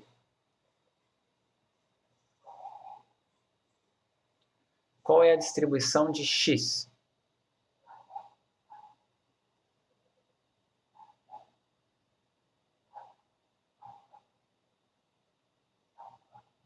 Qual é a distribuição de x? Poisson com que parâmetro? 1. Todo mundo está enxergando que é 1? Por que é 1? Se você tem meio carro por segundo, o número de carros registrados em 2 segundos, em média, você vai esperar quantos? Vai ser meio vezes 2. Ok? Porque sempre vai ser, lembra, é sempre a taxa vezes o comprimento do intervalo. Então, vai ser meio vezes 2. Esse daqui é o nosso famoso taxa vezes o comprimento do intervalo. Certo? Então, é uma Poisson 1 que você tem. E aí ele pergunta, qual é a probabilidade de que 2 ou mais carros sejam registrados nesse período de 2 segundos? Então, ele está querendo aqui probabilidade de x maior ou igual a 2, certo? Que a gente vai fazer pelo complementar. Isso daqui vai ser 1 menos a probabilidade do x ser 0 menos a do x ser 1. Todo mundo entendeu? Porque isso aqui é 1 menos a probabilidade de x ser menor do que 2. E menor do que 2 é o 0 ou 1. Ok? Eu vou colocar aqui a fórmula só para a gente lembrar da cara dela. Isso daqui, então, vai ser 1 menos... Como é que é a Poisson, né? Então, vai ser o lambda elevado a x. Mas o lambda aqui no nosso caso é 1. Então, fica 1 elevado a 0, esp de menos 1, sobre 0 fatorial, menos o f de 1, lambda elevado a 1, esp de menos lambda, sobre 1 fatorial. Ok? Então, isso aqui vai dar 1 menos 2 esp de menos 1. É a resposta aqui. Vamos colocar aqui no R rapidinho. Eu quero 1 menos, eu vou escrever assim, tá? Depois 0, 1, menos depois 0, peraí só um pouquinho, deixa eu botar o 0, 0 e o 0, 1. Não, desculpa, depois 0, 1 e 1, 1, né? Todo mundo entendeu o que eu estou fazendo aqui? Esse cara aqui é o f de 0, numa poisson com média 1, com parâmetro 1. E esse aqui é o f de 1 numa poisson com média 1 também. Então, dando Enter aqui, 0,2642. Deixa eu ver se bate aqui. É isso aqui mesmo. 0,2642. Então, aqui dá 0,2642. Certo? Essa é a probabilidade. E ele pergunta mais alguma coisa lá, que é: calcule também a probabilidade de que o medidor nada registre durante um período de 30 segundos. O que eu recomendo que vocês façam aqui? Mudem a variável aleatória. Quem é a variável aleatória agora? Nessa parte aqui, ó. Calcule a probabilidade que o medidor nada registre num período de 30 segundos. Vocês estão vendo que agora a gente está olhando uma poisson que está medindo uma outra variável x, né? Então vamos para o quadro aqui para definir o nosso próximo x. Qual é a diferença? Agora o nosso x vai ser o número de carros registrados em quanto tempo? Em 30 segundos. Certo? Antes, como é que estava escrito aqui? Em 2 segundos. Agora é em 30 segundos. Qual é a distribuição de x? A gente tem meio carro por segundo, certo? E a gente tem 30 segundos. Então, você pode fazer isso aqui como sendo a taxa, né, vezes o 30. Se você quiser fazer usando a taxa dessa forma aqui, ó, 30 por minuto, você vai ter que pensar, se tem 30 por minuto, e eu quero olhar em 30 segundos são meio minuto. Tá? O que importa é que tem que estar na mesma unidade, a taxa e a sua variável aleatória. Se a sua variável aleatória está em segundos, olha a taxa em segundos. Se a sua variável aleatória estiver em minutos, olha a taxa em minutos. Ok? Só cuidado para não se confundir. Mas isso daqui vai ser 15. O que vocês acham? Essa probabilidade vai ser alta ou baixa? Olha o que ele está pedindo aqui. Qual é a probabilidade que o medidor nada registre? O que é nada registrar? Não passar ninguém durante 30 segundos. Passa em média quantos carros por segundo aqui? Meio carro por segundo. Então, a cada 2 segundos passa um carro. Será que dá para ficar 30 segundos sem passar nenhum carro? Né? Que seria que dá para atravessar essa rua sem passar na passarela? Será que você consegue atravessar sem morrer? Né? Então, ele quer a probabilidade de x igual a 0. Isso daqui é simplesmente o f de 0. Que vai ser, né? Como é uma poisson 15, isso aqui é 15 elevado a 0, esp de menos 15 sobre 0 fatorial. Quanto é que dá isso aqui? Esp de menos 15. Vamos olhar isso lá no R, quanto que é. Depois 0,15. É muito pequeno, né? Ou seja, não atravesse essa rua. Né? Mais ou menos isso. Tá? Pera, deixa eu ver o que foi comentado aqui. Espera aí. Nesse ponto, pode-se observar que a taxa foi formulada para uma situação status quo. Nesse ponto, a gente pode considerar que existiu um evento extraordinário fora dos parâmetros estabelecidos na situação normal. Sim, mas aí fica aquela pergunta que eu te faço. O que é o mais provável? Né? O que é o mais provável? Acontecer um evento raro ou o modelo está errado? O que você prefere acreditar? Se você observasse isso, 30 segundos sem passar nada, você prefere acreditar que aconteceu um evento com essa probabilidade aqui? Ou você prefere acreditar que o seu modelo Poisson pode não explicar muito bem a realidade? O que você prefere acreditar? Eu prefiro acreditar que a Poisson aqui está sendo violada. Pois é, eu também, eu concordo com você. Tá? Porque isso aqui é muito improvável. Pelo menos assim, de primeira. Só se você falar assim, não, num histórico de 100 anos olhando essa estrada, né? 100 anos nem dá, porque nem tinha carro direito antigamente. Mas será, olhando um histórico bem longo, aconteceu esse evento uma vez, ok. É um evento improvável que pode acontecer, mas em geral é porque o modelo está errado. Porque a Poisson assume, né, que as ocorrências elas estão acontecendo, os carros estão passando de uma forma homogênea no tempo, certo?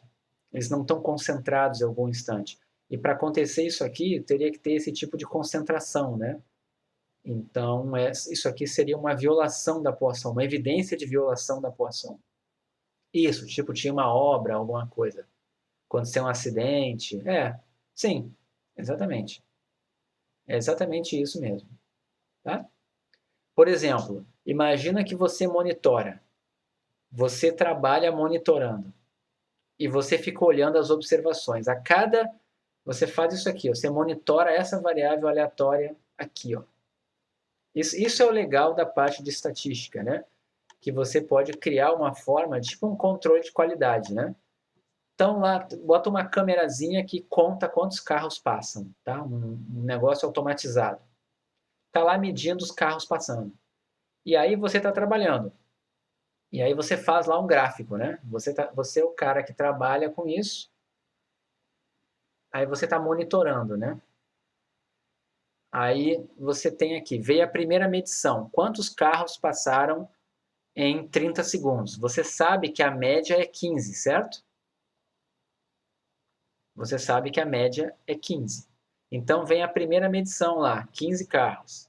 Depois aqui, depois aqui. Aí começa a acontecer isso aqui, por exemplo. Se começasse a acontecer isso aqui, o que significa isso aqui? Você trabalha no controle de tráfego. E a sua variável aleatória é número de carros que passam a cada 30 segundos. E aí a primeira medição deu aqui, a segunda deu aqui, você está lá no monitor. E começou a acontecer isso aqui. Você vai ligar para os caras e dizer, olha só, pode ter tido algum... Não é a máquina deu pane. Isso aqui é evidência de que aconteceu um engarrafamento. Você vai dizer, olha só, teve algum acidente na estrada tal lá, porque a média Ah, não, é o contrário, né? É o contrário, desculpem. É o contrário. Isso aqui não teve acidente. Esse aqui os carros estão voando, né? Na verdade, o que eu quero mostrar é o contrário. É caindo, né? Desculpem. Você olha assim e de repente começa a cair. O que significa isso? Está passando pouco carro. Né? Muito pouco carro na hora do rush. O trânsito parou, certo? Não está mais contando nenhum passando. Então, aconteceu um acidente na estrada. Mais ou menos isso. Você pode monitorar essas coisas. Tá? Todo mundo entendeu a ideia aqui? Deixa eu tirar isso aqui só para eu poder depois não avacalhar o quadro.